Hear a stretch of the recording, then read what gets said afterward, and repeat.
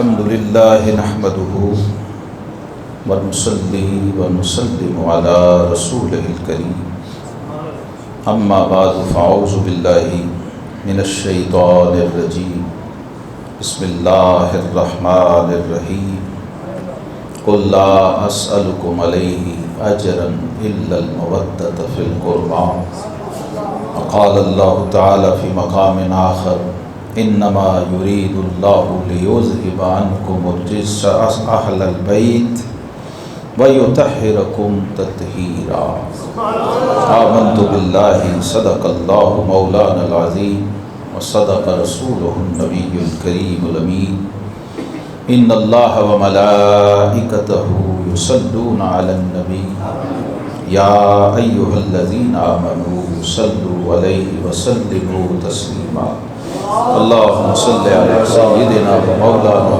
محمد وعلى آل سيدنا ومولانا محمد وأصحاب سيدنا ومولانا محمد وبارك وسلم. سب ذرا محبت سے پڑھیں اللهم صل على سيدنا ومولانا محمد وعلى آل سيدنا ومولانا محمد وأصحاب سيدنا ومولانا محمد وبارك وسلم عليه.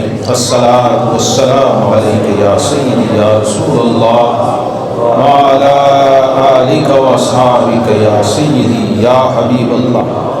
لي خمسة أطفي بها حر الوباء الحاتمة لي خمسة أطفي بها حر الوباء الحاتمة المصطفى والمرتضى وابناهما والفاطمہ.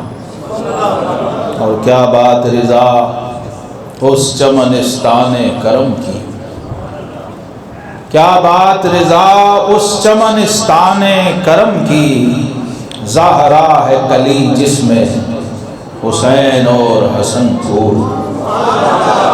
گرامی قدر حضرات علماء، سادات کرام، اہل محبت، اہل نسبت، آج کا دن تاریخ انسانیت کا سب سے عظیم اور بڑا دن ہے، یوم عاشوراء جسے کہتے ہیں.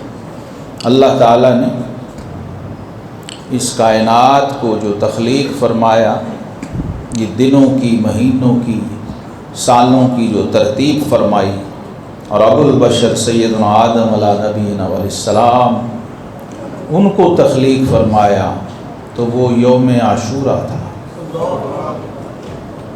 اور اس کی جو انتہا ہے وہ بھی یوم عاشوراء ہے. ابتدا اور درمیان میں جتنے عظیم بڑے واقعات ہیں ان کی آپ تاریخ پڑھیں تو پتہ چلے گا کہ یہ واقعہ 10 محرم کو، وہ حضرت نوح علیہ السلام ہوں، حضرت ابراہیم خلیل ہوں، حضرت یونس علیہ السلام ہوں، حضرت موسیٰ علیہ السلام فرعون کے شر سے نجات پا کے جب دریائے نیل سے پار اترے، وہ بھی عاشوراء تھا. اللہ کے حبیب کریم علیہ السلام نے اس دن کو اتنی اہمیت ہماری شریعت میں حاصل ہوئی کہ رمضان کے روزے جب تک فرض نہیں تھے، عاشوراء کا روزہ فرض تھا. 13، 14 اور 15 ایام 20 اور ایک 10 محرم، یہ 4 روزے پہلے فرض تھے. یہ رمضان کے آنے سے جب فرض آ گیا تو پھر یہ نفل کر دیے گئے. لیکن صحابہ کہتے ہیں آقا کریم علیہ السلام ہمیشہ اس کو ایسے ہی رکھتے جیسے فرض ہوگا، جیسے تہجد کی نماز ہے امت کے لیے وہ سنت اور نفل، لیکن آقا کریم علیہ السلام کے لیے فرض کے درجے میں. تو عاشوراء کا جو دن تاریخ ہے، دن ہے، اس کی بڑی اہمیت ہے. مسلمانوں کو خاص طور پہ اس کا پتہ ہونا چاہیے. جب آقا کریم علیہ السلام ہجرت فرما کے مدینہ طیبہ تشریف لائے تو یہود یہ روزہ رکھتے تھے اور اس میں بڑا اہتمام کرتے تھے. آقا کریم علیہ السلام نے جب پوچھا تو تو انہوں نے کہا کہ اس دن اللہ تعالیٰ نے بنی اسرائیل کو اور حضرت موسیٰ علیہ السلام کو فرعون کے شر سے نجات دی تھی، اس لیے ہم اس دن کا روزہ رکھتے ہیں اور شکرانہ ادا کرتے ہیں۔ تو آقا کریم علیہ السلام نے فرمایا نحن احق بموسیٰ منکم، فرمایا ہم تم سے زیادہ موسیٰ علیہ السلام پہ حق رکھتے ہیں، تم 10 کر رکھتے ہو، ہم ساتھ 9 کو بھی ملائیں گے۔ تو حکم دیا کہ آئندہ سال ہم 10 کے ساتھ 9 محرم کا روزہ رکھیں گے۔ تو یہ ایک روایت تھی، روحانی روایت تھی جو چلی آ رہی تھی، نبی رحمت صلی اللہ تعالیٰ علیہ وسلم کی ذات گرامی پہ آئی۔ ادھر ایک اور تاریخ ساتھ ساتھ رواں دواں تھی، وہ اللہ کی راہ میں، اللہ کی بارگاہ میں قربانی کی تاریخ تھی،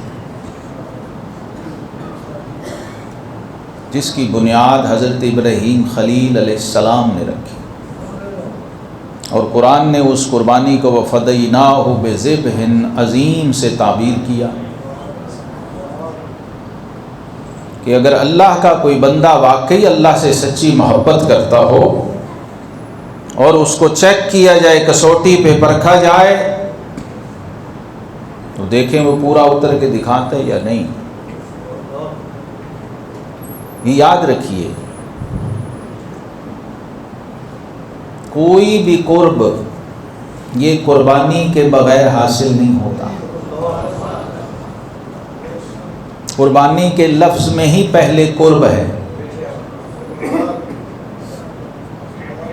قرب اگر چاہیے تو قربانی دینی پڑے گی،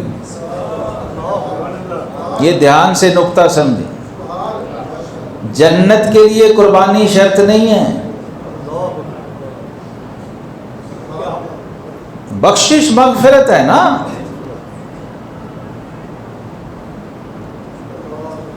تو وہ سخی کی سخاوت، کریم کی کریمی، اور اس کی عطا اور اس کی مہربانی اور نوازش اور رحمت بڑے بڑے گناہگاروں سیاہکاروں کے لیے بھی ویسے ہی ہے۔ ایک ہی جنت ہے نا، جو سب سے بڑا نیک آدمی اس نے بھی اسی میں جانا ہے، اور جو دنیا کا بدکار ترین آدمی ہے لیکن امتی ہے حسین کے نانا کا، تو جانا اسی جنت میں، اس کے لیے کوئی علیحدہ جنت نہیں بننی، درجات ہوں گے، کوئی فرسٹ کلاس ہے، کوئی سیکنڈ کلاس ہے، یہ ہے، لیکن ہے وہ جنتی۔ یہ جو راستہ ہے جسے ہم حسینیت کا راستہ کہتے ہیں، یہ جنت کے لیے نہیں تھا، جنت تو ان کے پیروں کے نیچے ہر وقت بچھی رہتی تھی۔ جب یہ ارشاد فرمایا گیا کہ الحسن والحسین سیدہ شباب اہل الجنہ، حسن اور حسین جنت کے جوانوں کے سردار ہیں، تو وہ کب سردار بنے؟ یہ بڑے دھیان سے سمجھ لیں، کوئی شخص عبادت کے، نیکی کے، شہادت کے راستے پہ چل رہا ہے کہ میری بخشش ہو جائے، مغفرت ہو جائے، مجھے جنت مل جائے، یہ تو سمجھ آتا ہے۔ جو پہلے ہی جنت کے جوانوں کا سردار ہو اور پیدا ہوتے ہی جنت کے جوانوں کا سردار ہو، اور نانا جنت کے مالک ہوں، رب نے جنت بانٹنے پہ انہیں مامور کیا ہو۔ یہ حدیث پاک ہر ایک نے اپنے اپنے اینگل سے دیکھی ہے، اور بارگاہ رسالت میں آپ صلی اللہ علیہ وسلم آج بھی جلی حروف سے ریاض الجنہ میں یہ حدیث پاک لکھی ہوئی ہے، ما بین بیتی و ممبری روضۃ من ریاض الجنہ، کہ میرے ممبر اور میرے گھر کی چوکھٹ سے کے درمیان میں یہ زمین کا جتنا ٹکڑا ہے، فرمایا یہ جنت ہے۔ جی آج بھی ہے، اور ساری امت کا ایمان ہے، ہر مسلک ہر فرقہ مانتا ہے اور دوڑتا ہے اور بھاگتا ہے کہ یہاں میں یہ 2 سانس ہی لے لوں۔ جنت کا باغ، جنت کا ٹکڑا، زمین پر جیتے جاگتے جس نبی نے اپنے ہر نیک اور بد امتی کو دیا ہو اسے محمد مصطفیٰ کہتے ہیں. نہ ابھی مرا، نہ حساب ہوا، نہ پتا چلا نیک ہے کہ بد ہے. فرمایا زمین کے اس ٹکڑے پہ جو آ گیا وہ جنت میں آ گیا. اور جنت کیا ہے بھلا؟ جنت کو بھی سمجھ لیں. یہ جو آپ لوگوں کے کہنے پہ سبحان اللہ کہتے ہیں یہ چھوڑ دیں. یہ فرمائشی سبحان اللہ، جبری سبحان اللہ، دکھاوے کی سبحان اللہ، بناوٹی سبحان اللہ، تیری میری سبحان اللہ. جی وہ کہتے ہیں کہو، میں کہتا ہوں نہ کہو اس کے کہنے پہ. میں کہتا ہوں سبحان کے لیے سبحان اللہ. آئے جس سبحان نے ہمیں محبوب سبحان دیا، جی جس سبحان نے ہمیں حسن اور حسین دیا، جس حسین نے ہمیں اہل بیت اور صحابہ کرام دیے، زمین و آسمان دیا، وہ اس کے لیے کب کہنی ہے؟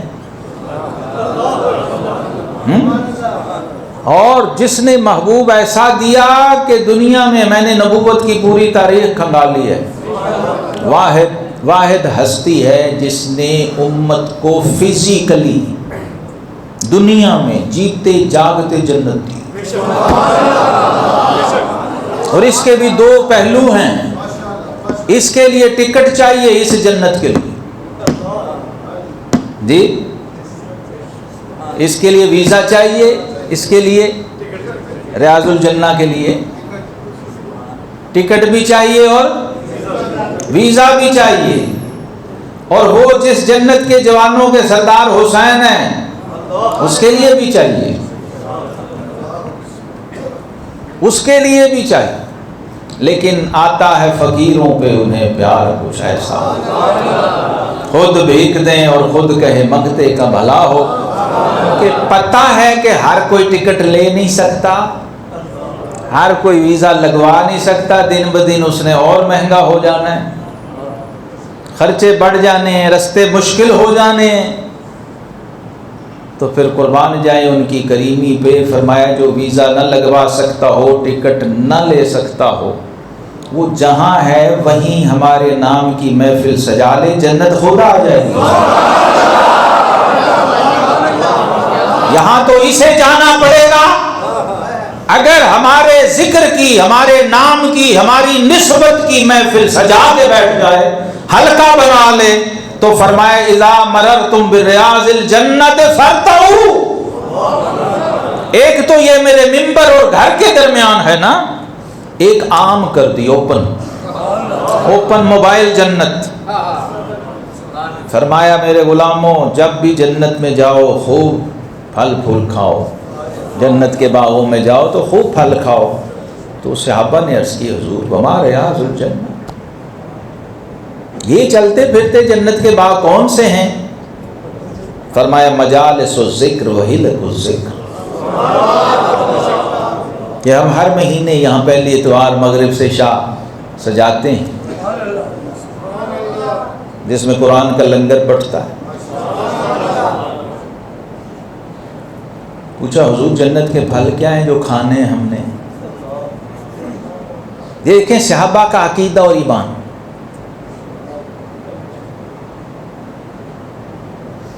ہم ہیں نا، ہمیں یہی بات کہی جائے، آج بھی حدیث تو وہی ہے، ارشاد بھی وہی ہے، فرمان بھی وہی، کلام بھی وہی، محبوب بھی وہی. اور عقیدہ کیا ہے؟ تو زندہ ہے واللہ، تو زندہ ہے واللہ، ہے نا. وہ عقیدے مردہ ہو گئے نا، وہ تو زندہ ہی ہیں جنہوں نے فرمایا. تو نظریات کا زندہ رہنا، عقیدے کی زندگی بہت ضروری ہے. عقیدہ مر جائے تو بندے کی جنت مر جاتی ہے، عقیدہ زندہ تو جنت زندہ. اب انہوں نے رضی اللہ عنہ والوں نے ادھر سنا، ادھر انہیں باغ نظر آنے لگ گئے. انہوں نے کہا حضور باغ سے پہنچ گئے، ہم کھانا پینا کی ہوگی. وہ جو پھل ہے جو آپ نے فرمایا ہے وہ بھی بتا دیں، وہ بھی کھائیں. تو فرمایا سبحان اللہ، الحمدللہ، اللہ اکبر، لا الہ. یہ سارے جنت کے پھل ہیں، بس کھائی جائیں. ادھر امتی صاحب بیٹھے ہوتے انتظار میں کہ جب وہ نقیب کہے تو پھر میں کہوں. تو یہ گیپ ہے جو آپ نے خود ہی ڈال لیا. آقا کریم علیہ السلام کا جنت سے جو تعلق ہے نا، اس پر ائمہ نے بہت کچھ لکھا ہے، لیکن ہم نے اس کو بہت رسمی اور سطحی انداز سے دیکھ کے بیان کیا. یہ میں اس کے 3 اینگل آپ کو دکھائے ہیں. اگر یہ ذہن میں رہیں گے تو پھر مقام حسین کو سمجھنے میں آسانی ہے کہ اس نواسے کا نانا با اختیار کتنا ہے.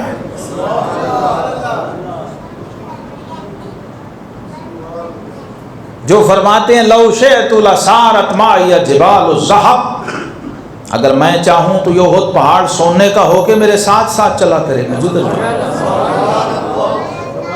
لیکن شان کیا ہے، مالک کونین ہیں گو پاس کچھ رکھتے نہیں، 2 جہاں کی نعمتیں ہیں ان کے خالی ہاتھ میں. یہ تربیت تھی. لوگوں نے صرف محبت بیان کی ہے، تربیت بیان نہیں کی، اس لیے حسینیت سے محروم ہیں.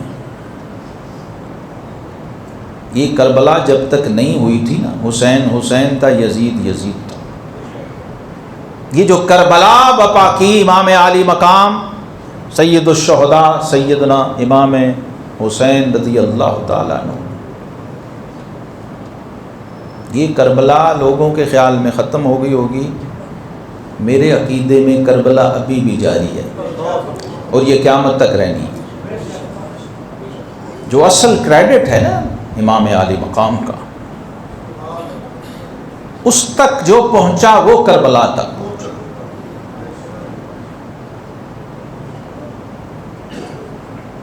اب علامہ اقبال سے ذرا تھوڑا سا پوچھیں، انہوں نے جب اس پہ نظر ڈالی کربلا پہ، امام عالی مقام، اپنی اپنی رسائی ہے. اور ہمارے دین کا یہ اصول، ضابطہ اور قانون ہے، یاد رکھیں. قرآن ہو، نماز ہو، کعبہ ہو، رب ہو، رسول ہو، یہ سارے ان کے پیارے ہوں، ان میں سے ہر ایک سے آپ کو جو ملنا ہے وہ بقدر معرفت ملنا ہے. اور یہ حدیث قدسی بخاری مسلم میں موجود، انا عند ظن عبدی بی. اللہ رب العالمین نے فرمایا بندے مجھے کہیں ڈھونڈتا نہ پھری. فرمایا انا جلیس مع من ذکرنی، یہ جو میرا ذکر کرنے والا ہے اگر میرا ذاکر ہوا تو فرمایا میں اس کے ساتھ ساتھ ہوتا ہوں جہاں بھی ہوتا. اور میرے نام لینے سے، میرے نام کے حروف ادا کرنے سے، یہ جو اس کے لب ہلتے ہیں نا، میں ان لبوں کی حرکت کے بھی ساتھ ہوتا ہوں. لیکن فرمایا انا عند ظن عبدی بی، میں تو تیرے ساتھ ہوں، تو بتا تو کتنا کہ میرے ساتھ ہے. تم نے یہی پڑھا نا، نحن اقرب الیہ من حبل الورید، یہ تو اس کی طرف سے تھا. وہ رب تیری شاہ رگ سے بھی زیادہ قریب تھا. کبھی تو نے گریبان میں جھانکا کہ تو اس کے کتنا قریب ہے. وہ یہاں اس حدیث قدسی میں فرما دیا کہ میں تیرے عقیدے اور گمان کے مطابق تیرے ساتھ ہوتا ہوں، ویسا ہی پیش آؤں گا جیسا. یہ لوگ اب جو انبیاء من النبیین و صدیقین و شہداء و صالحین، یہ کون لوگ ہیں بھلا؟ یہ سارے رب کی معرفت کے ذرائع ہیں اور وسیلہ ہیں. انبیاء کرام، ایک ٹریک ہے نبوت کا، ایک ٹریک ہے صدیقیت کا، ایک ٹریک ہے شہادت کا. یہ شہادت یہاں ان معنوں میں نہیں ہے جو معروف معنی ہیں. یہ ایک مرتبہ ہے، شہادت ایک منصب ہے. ایک شہادت ہے کہ جا کے بندے نے اپنی جان راہ خدا میں دے دی، ایک یہ شہادت ہے لغوی شہادت۔ یہاں جو قرآن میں بیان ہوا ہے یہ منصب شہادت ہے۔ جیسے نبوت ایک مقام ہے، اس کے بعد صدیقیت ایک منصب ہے، اس کے بعد شہادت ایک مرتبہ ہے۔ اور اس کو شہادت کیوں کہا گیا ہے؟ کہ باقی سارے زبان سے گواہی دیتے ہیں، یہ اپنے خون سے گواہی دیتا ہے۔ یہ کلمہ ہی ہے نا، تو نے صرف زبان سے پڑھا ہے، اور وہاں حسین نے 72 بار پڑھا ہے۔ ہاں، وہ 72 کے 72 حسین ہی تھے اگر کسی کو نظر آئے۔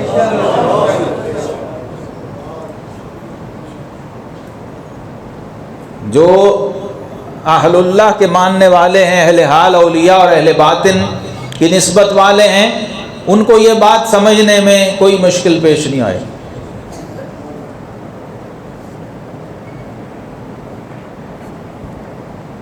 جب ساتھ جڑ گئے نا امام علی مقام نے، رات کو وہ چراغ بجھایا کہ جو جانا چاہے چلا جائے، کوئی اعتراض نہیں۔ اندھیرا کیوں کیا؟ کہ اسے جاتے ہوئے شرمندگی بھی نہ ہو اور کوئی ملامت بھی نہیں، بعد میں بھی نہیں ہوگی۔ بخوشی برضا و رغبت خود رخصت دی ہے۔ یہ کانفیڈنس لیول تھا امام حسین کا۔ یہ واقعہ اس میں مجھے یہ نظر آیا ہے کہ امام علی مقام کا اپنے رب سے تعلق کتنا مضبوط تھا کہ اگر 71 بھی چلے جاتے تو امام کی استقامت میں ایک ذرہ بھی لغزش نہ آتی۔ اس لیے علامہ نے جب اس پہ نظر ڈالی، حکیم الامت شاعر مشرق، وہ کہتے ہیں امام عاشقاں، امام حسین کو کہتے ہیں امام عاشقاں پورے بطول، حضرت سیدہ پاک بطول سلام اللہ علیہا کا لخت جگر، سرو آزاد زبستان رسول، اللہ کے رسول نے جو باغ اگایا تھا یہ اس کے اندر خوبصورت سرو کا بوٹا تھا۔ اور ان کا تعارف کیا ہے؟ اللہ اللہ بائے بسم اللہ پدر۔ امام حسین کا تعارف یہ ہے، اللہ اللہ بائے بسم اللہ پدر، وہ بیٹا جس کا باپ بسم اللہ کی با ہے۔ یہاں سے قرآن شروع ہو رہا ہے، بسم اللہ کی با۔ حضرت سیدنا علی المرتضیٰ شیر خدا کرم اللہ وجہ الکریم فرماتے ہیں کہ اللہ نے تمام علوم کے خزانے قرآن میں رکھے، اور جو کچھ قرآن میں رکھا وہ سارا پھر سورہ فاتحہ میں رکھ دیا، جو فاتحہ شریف میں رکھا وہ سارا بسم اللہ میں رکھا، جو بسم اللہ میں تھا وہ سارا بسم اللہ کی با میں سمو دیا سارا، اور جو با میں تھا وہ با کے نقطے میں چھپا دیا، اور فرمایا لوگوں با کا وہ نقطہ میں علی ہوں۔ اللہ اللہ بائے بسم اللہ پدر، معنی ذبح عظیم آمد پسر۔ تو جب باپ با کا نقطہ تھا تو پھر بیٹا تو اس کی ایکسٹینشن ہوتا ہے نا آگے۔ بیٹے نے کیا کیا؟ بیٹا وَفَدَيْنَاهُ بِذِبْحٍ عظیم کی تفسیر بن کے سامنے آیا۔ اور دوسری جگہ پھر علامہ نے اس کو اور کھول دیا، وہ کہتے ہیں غریب و سادہ و رنگین ہے داستان حرم۔ یہ جو اسلام کی تاریخ ہے نا اللہ نے جو شروع کی ہے، یہ ساری رنگین ہے اور بڑی سادہ ہے، اس کی رنگینی میں بھی سادگی ہے، یہ خون کے رنگ سے رنگین ہے، نہایت اس کی حسین، ابتدا ہے اسماعیل۔ وہاں اب مجھے یہ بات نہیں آج تک سمجھ آئی کہ ابراہیم خلیل جو جد الانبیاء ہیں، کیا ان کے محبت میں، تعلق میں، ایمان میں کوئی شک تھا یا کوئی کمی تھی؟ اللہ کے تو علم میں تھا نا، پھر بھی امتحان لیا۔ جو امام حسین سے ہم نے سیکھنا ہے، امام حسین کا ایک فائدہ یہ بھی ہے، ان کی اس قربانی کا، ان کے اس عمل کا، اور ان کی اس استقامت کا، کہ یہ ٹوٹل تاریخ جو میں قیامت تک بھی لگا رہا ہوں بیان نہیں کر سکتا، کوئی بھی نہیں کر سکتا، پیچھے ہزاروں سال کی تاریخ ہے نبوت کی۔ اور آقا کریم علیہ السلام نے فرمایا اللہ کی راہ میں سب سے بڑھ کے جو لوگ ستائے گئے وہ انبیاء ہیں، اور انبیاء میں سب سے بڑھ کے جس نے اللہ کے لیے اذیت اٹھائی وہ میں ہوں۔ ثم الامثل فالامثل، پھر جو جتنا ہمارے قریب ہوتا جائے گا، جتنا ہماری مثل ہوتا جائے گا، اتنی ہی تکلیف دنیا میں اس کو اٹھانی پڑے گی، اتنی ہی کربلا اس کو پیش آئے گی، اتنی آزمائش و امتحان سے گزارا جائے گا۔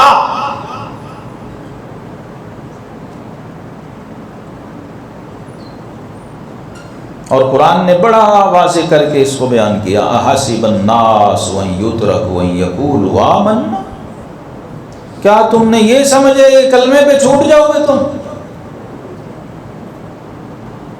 یہ آمنا کہنے پر تم چھوٹ جاؤ گے؟ تمہیں چھوڑ دیا جائے گا؟ نہیں، وَهُمْ لَا يُفْتَنُونَ۔ کیا وہ، یہ میں اس کا ترجمہ اب حسینی ترجمہ کرنے لگا ہوں، وَهُمْ لَا يُفْتَنُونَ، کیا وہ کربلا سے نہیں گزارے جائیں گے؟ کیا وہ آزمائے نہیں جائیں گے؟ جو پیدائشی جنتی اور جنت کے مالک ہیں، اگر وہ آزمائے گئے ہیں تو تو کون ہے بھائی؟ تو اپنی 4 نمازیں اور اپنے 4 روزے، وہ بھی پتہ نہیں کیسے ہیں اور کیسے نہیں، تو اس پہ بیٹھا اکتفا کر کے۔ اس لیے ایمان کی وہ لذت اور وہ حلاوت میسر نہیں۔ وہ ایک سجدہ جو امام عالی مقام نے کیا کربلا میں، کبھی کسی نے سوچا اس کے بارے میں؟ اب تعارف چونکہ یہ تھا تو علامہ کہتے ہیں رمز قرآن از حسین آموختے، اب چونکہ وہ بسم اللہ کی با جس کا باپ ہو اور بیٹا وفدینہ بذبح عظیم ہو، لوگوں نے تو قرآن پڑھ کے تلاوت کر کے اور تفسیریں پڑھ کے اور حاشیے پڑھ کے علم سیکھنا ہے نا۔ علامہ کہتے ہیں حسین خود ہی قرآن ہے، خود ہی قرآن کی تفسیر ہے۔ تو رمز قرآن از حسین آموختم، وہ کہتے ہیں ملا تو نے تو یہ شیلف میں رکھے ہوئے قرآن کو پڑھا ہے نا، میں نے کربلا میں چلتے پھرتے رب کی راہ میں ذبح ہوتے قرآن کا مطالعہ کیا۔ ذات شیو شعلہ اندوختے، پھر جب حسین نے وہ عشق کی آگ بھڑکائی کربلا میں تو 2-4 چنگاریاں اس سے میں نے بھی لے کے اپنے سینے میں رکھ لی۔ وہ بی جاوید منزل پہ پڑھا ہے جو علامہ پڑھتے تھے قرآن، وہ دیکھیں کبھی بھی ایسے لگتا ہے کسی نے تالاب میں کتاب پانی میں پھینک کے نکال کے رکھی ہو نا، تو جو صفوں کا حال ہوتا ہے سکھا کے۔ وہ علی بخش کہتا ہے کہ جب علامہ قرآن پڑھتے تو ہر ورق قرآن کا قاری کے آنسوؤں سے بھیگ جاتا تھا، تو بعد میں پھر مجھے وہ دھوپ میں رکھ کے سکھانا پڑتا تھا۔ تا قیامت قطع استبداد کرت، موج خون او چمن نجات، خون کا چھینٹا تو مارا ہے حسین نے، آج جو چھینٹا ہے نا وہ اور طرح کا ہے، آج کا چھٹا حسینی چھٹا ہے، اور یہ بڑا مہنگا ہے، اور یہ ہر ایک کے بارے میں بھی نہیں، یہ بتا دوں، ہاں یہ بہت مہنگا ہے، یہ بس محفل کی حد تک آپ مجلس پڑھیں، تقریر کریں، لنگر کھائیں، اور اس سے جو آگے جس نے جانا ہے نا وہ بڑا اوکھا پینڈا ہے۔ امام عالی مقام کا یہ کریڈٹ ہے کہ انہوں نے ادھار نہیں کیا اور اس کو اپنے ایمان کو، اپنے تعلق کو حشر پہ، قیامت پہ موقوف نہیں رکھا۔ جو لوگوں نے وہاں قیامت میں کرنا تھا حسین کربلا میں کر کے دکھا گئے۔ یہ اس لیے ہر سال ہر کوئی اپنے رنگ میں محرم کو اور کربلا کو لے کے پرچم لے کے نکلتا۔ ان کے ذکر کو اللہ نے ایسا دوام بخشا کیونکہ وہ قرآن کا عرق اور قرآن کا ایسنس تھا جو امام حسین کے پاس تھا، اور علامہ نے اس کی طرف یہ اشارے کیے ہیں، نقش الا اللہ بر صحرا نوشت، کہ تم تو قلم سے ورقے پہ لکھتے ہو، حسین نے کیا کیا؟ حسین نے کربلا کے ورقے پر اپنے خون کی سیاہی سے الا اللہ کا نقش بنایا۔ نقش الا اللہ بر صحرا نوشت، موج خون او چمن ہی جاؤ۔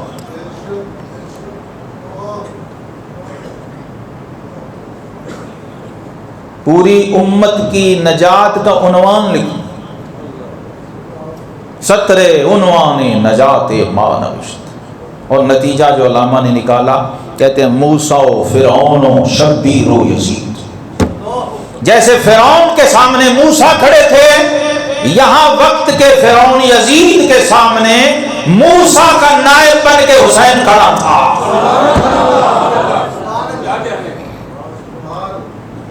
یعنی موسیٰ سمبل ہے، 1,24,000 نبیوں کا نمائندہ کھڑا ہے، کیونکہ امام الانبیاء کا نواسہ ہے نا۔ اس وقت امام حسین منصب نیابت پہ تھے، ورنہ یہ بات سمجھنا آسان بھی بہت ہے اور مشکل بھی بہت ہے۔ یہ سوال لوگوں کے، علماء کے بھی اچھے اہل علم کے ذہنوں میں، کسی گاؤں دیہات میں چھوٹے سے کسی مزار کی گدی پہ کوئی ملنگ بیٹھا ہو نا، وہ بھی نہیں چھوڑتا، اسے پتا کہ یہ کیا ہے جی، چاہے مزار میں کچھ بھی نہ ہو تو پھر تو کیا ہی کہیں۔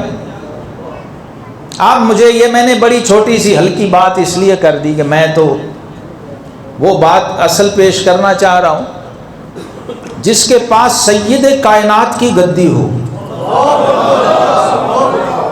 یہ 61 ہجری کا جو مدینہ ہے، اس کا آل ان آل مالک امام حسین تھا۔ ظاہر ہے وہ سیدنا علی کے بیٹے امام حسن کے چھوٹے بھائی یہ دنیا سے جا چکے، سیدنا علی شہید ہوئے ہیں، امام حسن مجتبیٰ شہید ہوئے ہیں، اور یہ شہادتوں کا سلسلہ دوسرے خلیفہ سیدنا امیر المومنین فاروق اعظم سے شروع ہوتا، تیسرے خلیفہ بھی شہید، چوتھے خلیفہ بھی شہید، پانچویں خلیفہ امام حسن مجتبیٰ وہ بھی شہید، جنہوں نے تکمیل کی ہے۔ تو یہ تو شہادتوں کا وارث بندہ بیٹھا تھا، لیکن نکلے کیوں امام حسین؟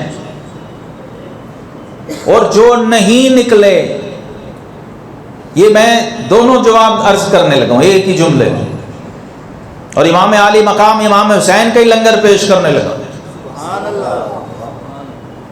کیونکہ امام حسین یہ محمد رسول اللہ صلی اللہ علیہ وسلم کا نمائندہ ہے، یہ کسی مسلک، فرقے، جماعت، تنظیم کا نمائندہ نہیں۔ اپنی اپنی اینکیں اتارو، حسین دیکھنا ہے تو یہ جو تعصب کی، عصبیت کی، مسلک و فرقے کی اینک ہے، اس میں تمہیں وہ حسین نظر نہیں آئے گا جو کربلا والا حسین ہے، وہ جو تم نے خود پینٹ کیا نا، تمہیں بس اتنا ہی نظر آئے گا۔ علی کا بیٹا، حسن کا بھائی، وہ تمہیں نظر نہیں آئے گا. ابو بکر کا، عمر کا، عثمان کا بھائی نظر نہیں آئے گا. محمد بن حنفیہ کا بھائی تمہیں نظر نہیں آئے گا. حسن مصنع کا سسر تمہیں نظر نہیں آئے گا.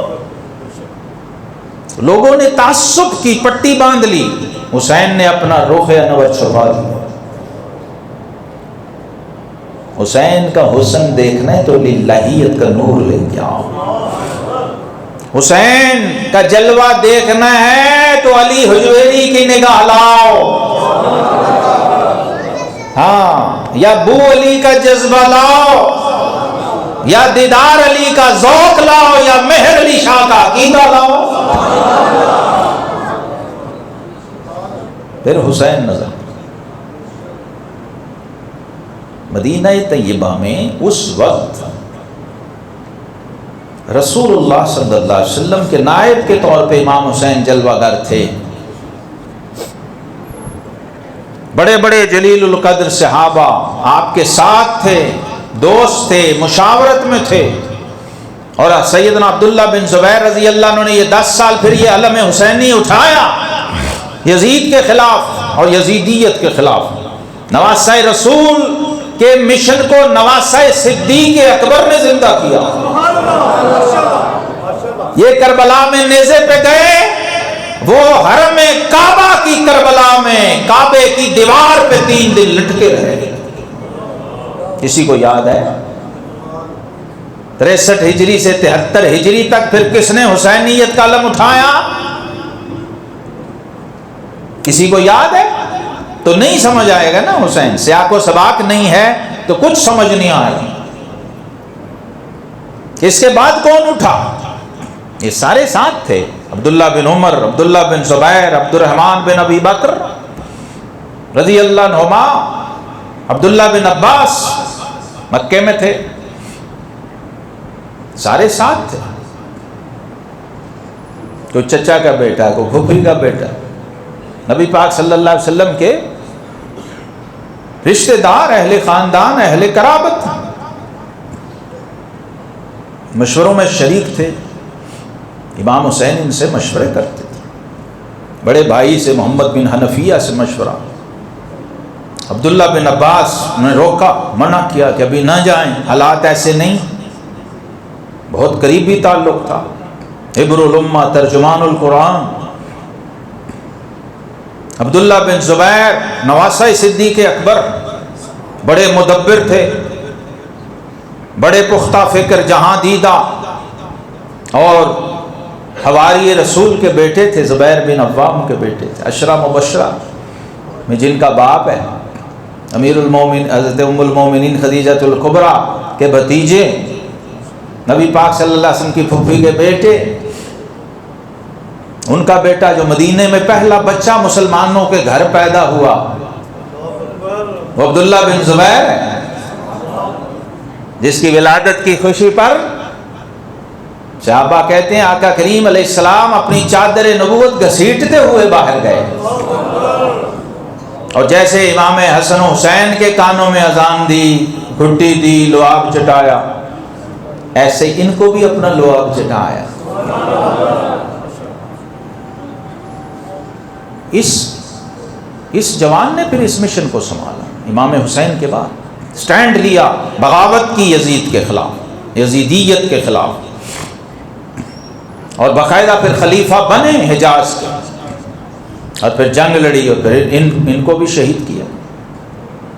عین کعبۃ اللہ کے اندر شہید کیا. اور 3 دن جس میں اقدس لٹکتا رہا کعبے کی دیوار سے. اور 100 سال کی وہ ماں جو غار ثور میں لنگر لے کے جایا کرتی تھی، 3 دن وہ ماں تھی سیدہ اسماء بنت، وہ زندہ تھی، 100 سال عمر تھی. استقامت، صبر، قربانی کے بغیر نہ امامت ہے نہ صحابیت ہے. قرب ہے نا، یہ قرب کا رستہ، قربت کا رستہ قربانی سے طے کیا. امام عالی مقام جو مدینہ چھوڑ کے نکلے ہیں، یہ پورا قیامت تک، میں اسی کو کربلا کہتا ہوں، اسی کو میں حسینی سائن آف انٹروگیٹو کہتا ہوں. امام حسین کا سوالیہ نشان ہر امتی کے آگے قیامت تک کربلا. اتنی بڑی گدی، اتنا بڑا منصب، اتنی بڑی مسند، نانا کا روضہ اور نانا کا شہر مدینہ. یہ میں حسین کا پیغام پیش کر رہا ہوں، ہر کوئی اپنے اپنے انداز سے کرتا. پیغام حسین کیا ہے کہ مدینے کا کچھ کام کرنا ہے سید.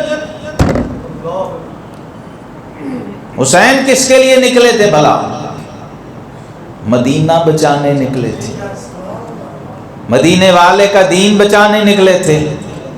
تو جب مدینہ بچانا ہو اور مدینے کی ڈیوٹی اور نوکری کرنی ہو، پھر مدینے میں بیٹھ کے لنگر نہیں کھایا جاتا، پھر مدینے سے نکل کے شاہرگ کو کٹایا جاتا. مدینے کا کچھ کام کرنا ہے سید، مدینے سے میں اس لیے جا رہا ہوں. مدینے کا کام جنہوں نے کیا وہ پھر مدینے میں نہیں رہے، وہ مدینے سے نکلے. یہ حسینیت تھی. ورنہ حسین سے بڑھ کے مدینے کو کون چاہنے والا تھا؟ اور حسین سے بڑھ کے مدینہ کسے چاہتا ہے؟ مدینے سے تو پوچھو کیا حال ہوا ہوگا جب شبیہ مصطفیٰ مدینے سے رخصت ہوئے ہوں گے. مدینے کا کیا حال ہوا کہ کس حال میں جا رہے ہیں، نکلنا کیوں ضروری تھا، یہ سمجھ لیں. اور یہ یاد رکھیں، یہ کسی اور کی، کسی صحابی کے بیٹے کی ذمہ داری نہیں تھی. ہاں، کسی پر کوئی، حسین نے یہی تو کمال کیا، قیامت تک اپنے نانا کے کسی صحابی پر اٹھنے والی انگلی کو پہلے ہی توڑ دیا حسین نے. کیا کمال کیا حسین نے. اس سوال کا جواب بھی دے دیا کہ میرے نانا کا کلمہ پڑھنے والے نمازی جب نماز میں بیٹھتے ہو تو اس وقت سلام پھیرنے سے پہلے درود کس پہ بھیجتے ہو؟ اللہم صلی علی محمد وعلا. ہاں، وہ صحابے تو نہیں نا کہتے یہاں. ہاں، تو جن پر نانا نے، رب نے نہیں کہا تھا ان پہ درود بھیجنا ہے، رب نے کہا تھا صرف میرے حبیب پہ صلو علیہ وسلموا، اس میں آل کا ذکر نہیں کیا. میرے حبیب پہ درود بھیجو. جب صحابہ نے پوچھا حضور کیسے بھیجنے ہیں، ہاں، رب نے کہا میرے حبیب پہ صلاۃ، رب کے حبیب نے کہا مجھ پہ اور میری آل پہ صلاۃ. جب نماز میں کیف نصلی علیک فی صلاتنا، یہ الفاظ تھے کہ حضور نماز میں کیسے پڑھنا ہے. اب امام شافعی، سنیوں کے امام سے پوچھو ذرا اہل بیت کا مقام کیا ہے. امام شافعی فرماتے ہیں اہل بیت اس سے بڑی تمہاری کوئی شان بیان کر ہی نہیں سکتا کہ جب تک ہم نماز میں تم پر درود نہ بھیج لیں ہماری نماز ہی نہیں ہوگی.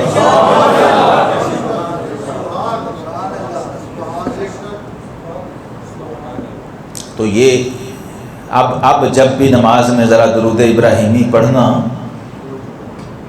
تو دیکھنا کیا ٹیسٹ آتا ہے. کربلا کو ذرا ذہن میں رکھنا، حسین کو ذہن میں رکھنا، اہل بیت، سارے آل حضور کی آل جتنی ازواج مطہرات ہیں، یہ چاروں صاحبزادیاں، جتنے اہل کرامت، اہل نسبت، ذرا ان کو ذہن میں رکھیں. جو گھر والے ہیں، گھر کی چار دیواری کے اندر رہتے ہیں. رب نے فرمایا نماز میں میرے محبوب پہ درود بھیجو، حضور علیہ السلام نے فرمایا ساتھ میری آل پہ، یعنی یہ شامل کیا، ایڈیشنل ہے. یہ آقا کریم علیہ السلام نے اپنے ذاتی اختیار سے اہل بیت کو شامل کیا. وہ دین بن گیا، وہ عبادت بن گئی. تو اب ایک تو یہ بات سمجھ آتی ہے اس سے کہ یہ صرف کوئی یکم سے 10 والا پروگرام نہیں، یہ تو روز 10 بار والا پروگرام ہے. جی، جس نے 5 نمازیں پڑھنی ہیں کم از کم ہو نہیں سکتا کہ 2 رکعت بھی اس جلسے کے بغیر وہ جلسہ ہو جائے. وہ قعدہ اخیرہ والا جلسہ ہے، اسے بھی فقہا جلسہ ہی کہتے ہیں نا. تو اس جلسے میں فرمایا جب تک میرے محبوب کی آل کا جلسہ نہیں ہوگا اور ان پر صلاۃ و سلام نہیں بھیجا جائے گا تو سلام پھیر ہی نہیں سکتا. ہاں یہ تو ان کا مقام ہے. نمازی صاحب آپ نے جو اس میں سے لینا تھا وہ لو، وہ سمجھو. وہ کیا تھا؟ کربلا سے حسین نہیں نکلنا تھا، باقی جو نکلا ہے وہ بونس تھا. مدینہ سے نکل کے مدینہ پاک چھوڑنا، پھر مکہ آنا، مکہ چھوڑنا، حج کو موقوف کرنا، یہ تقریریں نہیں تھیں، عملی میسج تھا کہ بھائی جب دین خطرے میں ہو، کلمہ ایمان خطرے میں ہو، پھر احرام باندھ کے حرم میں نہیں بیٹھا جاتا، پھر گدیاں، مسندیں، منبر و محراب چھوڑنے پڑتے ہیں. حسینی طریق یہ ہے، حسین کا رستہ یہ. اس لیے اکیلا حسین ہی ساری یزیدیت کے لیے کافی تھا اور کافی ہے. بات سمجھیں؟ ہاں، کیونکہ حسین کا ویژن ہی اتنا بڑا ہے نا. یہ جو ظاہر ہے امام حسین کے عمل کا، میں اس کی بات کر رہا ہوں. جو اس کا باطن ہے، اس کے باطن کو دیکھنے کے لیے تو باطن والوں کی آنکھ چاہیے کہ کیا کیا. سرداد نہ داداد دست در دست یزید، حقا کے بنائے لا الہ حسن. یہی اقبال نے بھی کہا ہے نا، نقش اللہ بر صحرا نوشت. اس میں کوئی بہام نہیں ہے. اور یہی کر سکتے تھے، یہ کسی اور کا کام تھا بھی نہیں. یہ جو سوال اعتراض لوگ بیچارے اٹھاتے ہیں نا، وہ کیوں نہیں نکلا، وہ کیوں نہیں، بھائی اس نے بنتا ہی نہیں تھا. کیا خیال ہے بھائی میرا گھر خطرے میں ہے تو میں بچاؤں گا نا پہلے کے محلے دار آئیں گے. سمجھ آ رہی ہے؟ تو اعتراض بنتا ہی نہیں یار، غلط اعتراض کر رہے ہیں آپ. صاحب البیت، اہل البیت کا مطلب کیا ہے؟ 9 مہینے یا 6 مہینے دونوں روایتیں سند صحیح کے ساتھ موجود ہیں کتب حدیث میں، کتب تفسیر میں، کتب سیرت میں، شیعہ اور سنی دونوں جگہ موجود ہیں کہ اللہ کے حبیب امام الانبیاء والمرسلین صلی اللہ تعالی علیہ وآلہ وسلم یہ آیت انما یرید اللہ لیذہب عنکم الرجس اہل البیت ویطہرکم تطہیرا. روزانہ آپ تو کہتے ہیں نا سال بعد محرم آئے گا تو چلو پھر. صحابہ کہتے ہیں روزانہ بلا ناغہ 9 مہینے یا 6 مہینے مسلسل فجر کی نماز کے لیے جب اللہ کے حبیب علیہ الصلوۃ والسلام حسنین کریمین کے جد جب آپ نکلتے باہر تو ساتھ ہی دیوار ہے حضرت سیدہ پاک سلام اللہ علیہ کے حجرے کی، وہاں کھڑے ہوتے روزانہ، اور کھڑے ہو کر چوکھٹ پر اس آیت کی تلاوت فرماتا انما یرید اللہ لیذہب عنکم الرجس اہل البیت. اے گھر والو، اللہ کا ارادہ یہ ہے کہ تم سے ہر نجس چیز کو دور کر دے، ہر ناپاکی کو دور کر. وَيُطَهِّرَكُمْ تَطْهِيرًا، اور پاکی اور طہارت اور نفاست اور نزاکت اور لطافت کی ہر معراج تمہیں عطا فرمائے. روز تلاوت فرماتے کھڑے ہو کر. مطلب کیا تھا؟ نماز کے لیے جگا رہے ہوتے، آواز دے. سیدنا علی کا گھر تھا، یہ سیدہ فاطمہ کا گھر تھا. حسنین کریمین اس گھر میں پیدا ہوئے اور کھیلنے کے لیے جب باہر نکلتے تھے یہ بچے، یہ نانا نے ذرا نواسوں کے ساتھ جو لاڈ کیا ہے ذرا اس کی ایک جھلک دیکھیں کہ جس کا نانا جنت کا مالک ہو، نواسے نے کھیلنا ہو تو وہ باہر کسی پارک میں کھیلے گا، گراؤنڈ یا میدان میں کھیلے گا، لان میں کھیلے گا. ان کی پیدائش سے پہلے ہی نانا نے جنت باہر بچھا دی کہ جب میرے نواسے کھیلنے نکلیں تو دنیا کے باغیچے میں نہیں جائیں، کیونکہ جنت کے جوانوں کے سردار ہیں، اس لیے کھیلنے کے لیے جنت کا باغیچہ. تو جو پھیلا ہی پل کے جوان ہی جنت میں ہوا ہو وہ مدینہ جنت کے لیے چھوڑے گا؟ نہیں.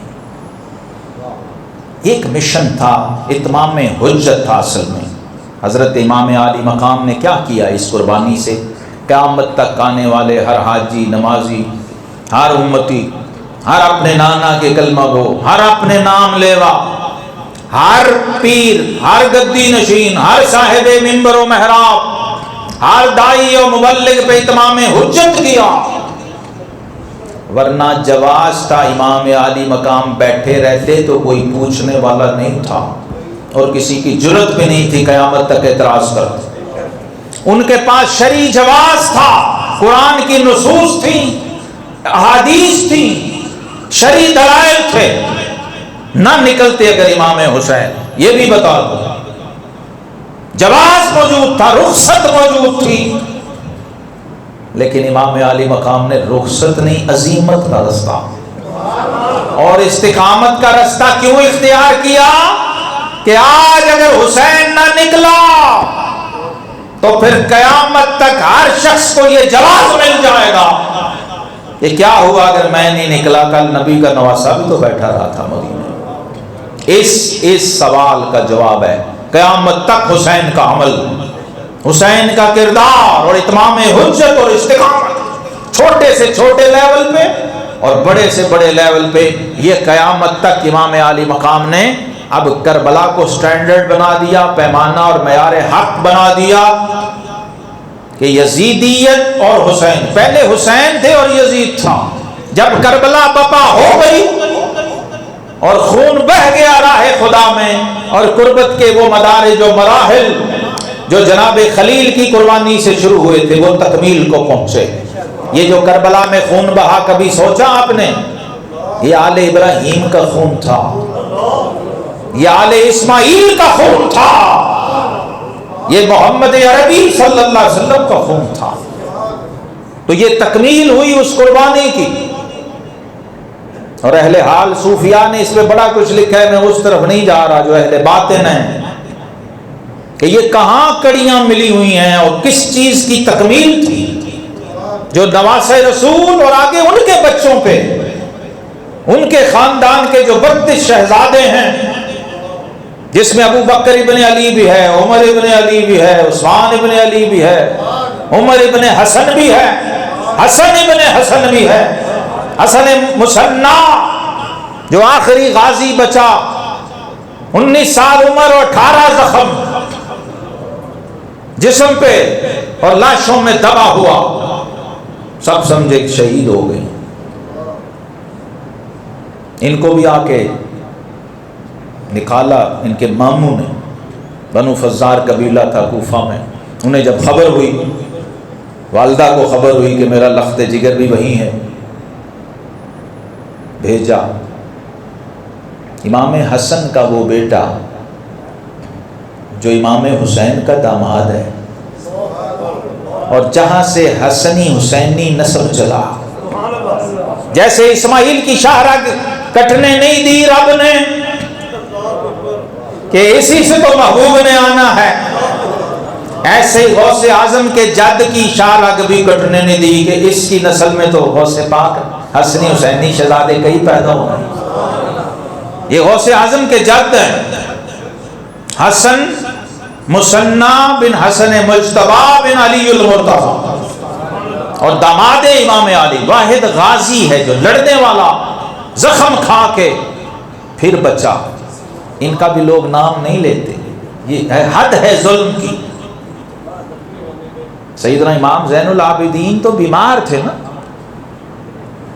تو اس میں شامل نہیں تھے عملاً. ویسے تو سب کچھ برداشت کیا، سہا، اس قربانی کا حصہ تھے، لیکن عملاً نہیں.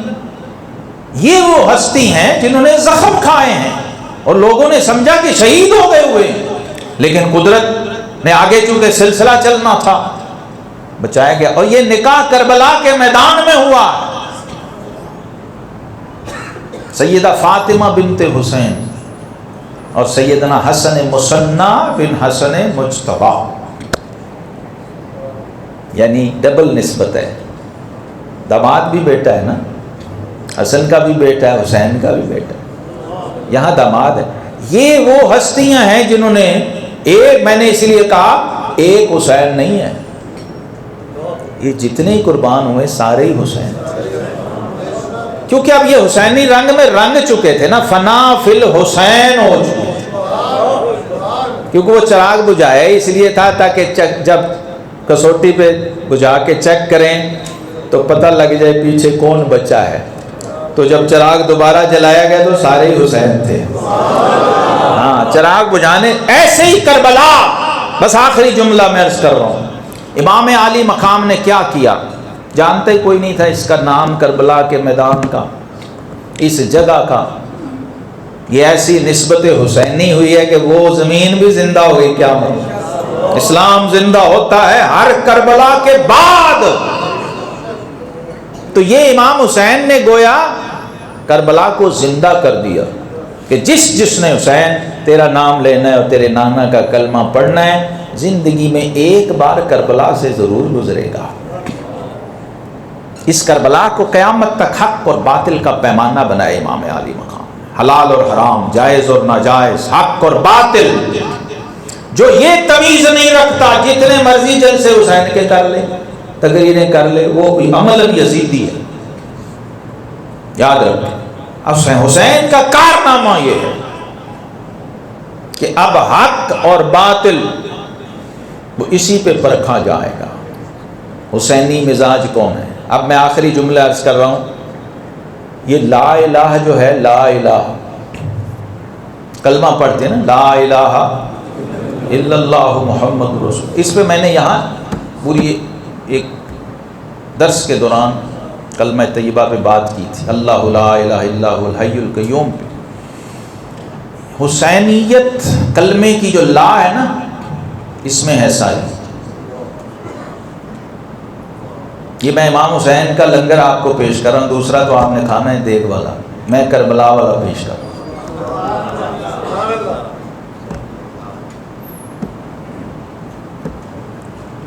دیکھو ہمارا کلمہ یعنی ایمان، یہ نا سے شروع ہوتا ہے، ہاں سے نہیں۔ حسین کو وہ کہہ رہے تھے ہاں کہہ دے تو بس سارے مسئلے حل۔ یزید اتنا ہی کہہ رہا تھا نا، اور کچھ بھی تقاضا نہیں تھا، آپ وہیں بیٹھے رہے، سب کچھ دنیا کی ہر نعمت، سب پروٹوکول، سب کچھ ادب اداب ملے گا، ایک اقرار، ایک ہاں۔ کلمہ شروع رب نے کہاں سے کیا ہے؟ کبھی غور کریں، ہمارا کلمہ ہاں سے، اقرار سے شروع نہیں ہوتا۔ محمد عربی کا کلمہ توحید یہ انکار سے شروع ہوتا ہے، یہ لا سے شروع ہوتا ہے۔ جو لا نہیں نہ کہہ سکتا، جو نہ نہیں کر سکتا، جو انکار نہیں کر سکتا، وہ حسینی نہیں ہو سکتا۔ اور پھر آگے اللہ مشروط ہے اس لا سے، جب تک فرمایا تو سب کو نہ نہیں کہے گا، اس وقت تیرا اللہ ہم قبول ہی نہیں کرتے، اللہ تجھے نصیب ہی نہیں ہو سکتا۔ یہ اصل میں لا الہ الا اللہ کی عملی تفسیر کر کے امام حسین نے دکھائی تھی کہ میں تو اپنے رب کے سوا ہر ایک کو نہ کہہ چکا، یزید تو کون ہے؟ اپنے نانا کے رب کی معبودیت بس اس کا اقرار کر چکا، یہ توحید کا پیرا تھا، لا الہ الا اللہ کا پیرا تھا، جو امام عالی مقام امام حسین رضی اللہ تعالیٰ نے دے کے دکھا دیا۔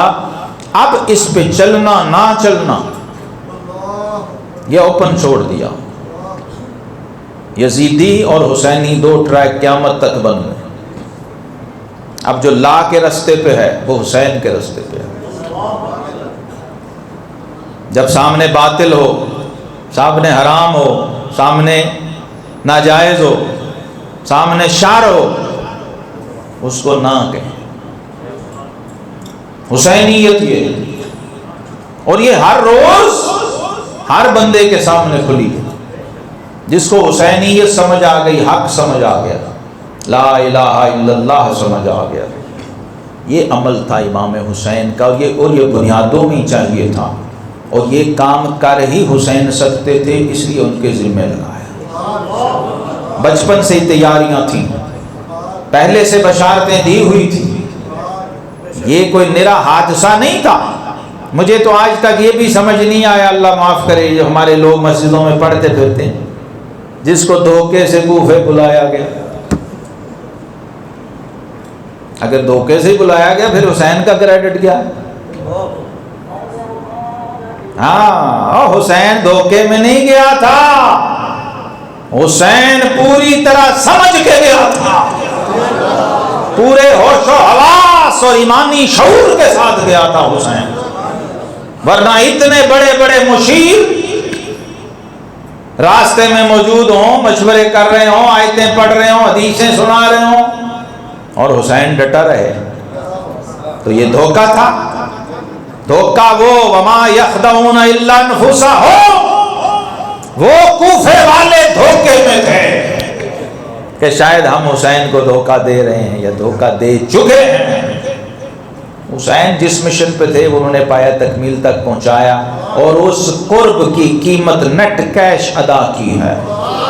اس لیے اب قیامت تک حسین بھی زندہ، حسین کا مشن بھی زندہ، حسین کا ذکر بھی زندہ، حسین کا نعرہ بھی زندہ، اور ہر حسینی بھی زندہ۔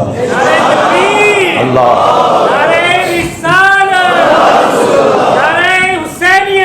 یا حسین یا حسین یا حسین یا حسین۔ اب دو شعر مل کے پڑھ لیجئے میرے ساتھ امام عالی مقام کے حضور۔ میں پوری منقبت پڑھنا چاہ رہا تھا کیونکہ آج سادات کا دن ہے، اہل بیت کا دن ہے، جو شاہ صاحبان بیٹھے ہوئے ہیں ان کے وسیلے سے عرض کرتے ہیں۔ شجاعتوں کی داستان حسین ہے، حسین ہے، شجاعتوں کی داستان حسین ہے، حسین، شجاعتوں کی داستان حسین ہے، شجاعتوں کی داستان حسین ہے،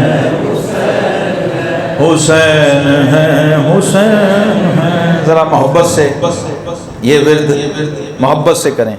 شجاعتوں کی داستان حسین ہے، حسین، حسین ہے، حسین ہے، شجاعتوں کی داستان حسین ہے، حسین ہے، حقیقتوں کے رازداں حسین ہے، حسین، حقیقتوں کے رازداں حسین ہے، حسین، حقیقتوں کے رازداں حسین ہے، بھلا سکینہ آج تک جنہیں زمین کربلا، وہی امیر کارواں حسین ہے، حسین، وہی امیر کارواں حسین ہے، شجاعتوں کی داستان حسین ہے، حسین ہے، حقیقتوں کے رازداں اور فرات کے لبوں پہ بھی انہی کی ہیں حکایتیں، دہن دہن زباں زباں حسین ہے، دہن دہن زباں زباں حسین ہے، شجاعتوں کی داستان حسین ہے، یزیدیت تو ریگزار کربلا میں دب گئی، یزیدیت تو ریگزار کربلا میں دب گئی، رگے حیات میں رواں حسین، حسین ہے رگے حیات میرا، حسین ہے حسین شجاعتوں کی داستان، حسین ہے اور حسین تر ہے گلشن رسول کا ہر ایک گل، حسین تر ہے گلشن رسول کا ہر ایک گل، جمال روئے گلستان حسین ہے، حسین ہے جمال روئے گلستان، حسین ہے حسین شجاعتوں کی داستان، حسین ہے حسین ہے اور خطر ہے شاہزاد کیا مجھے کسی یزید سے، خطر ہے شاہزاد کیا مجھے کسی یزید سے، کہ میرے سر کا سائبہ حسین ہے حسین، کہ میرے سر کا سائبہ حسین، حسین ہے کہ میرے سر کا سائبہ حسین۔ اپنا کلام ہے جو پیش کرنا ہے، خطر ہے شاہزاد کیا مجھے کسی یزید سے، کہ میرے سر کا سائبہ حسین ہے، کہ میرے سر کا سائبہ، کہ میرے سر کا سائبہ، کہ میرے سر کا سائبہ حسین ہے حسین، حسین ہے حسین۔ آخر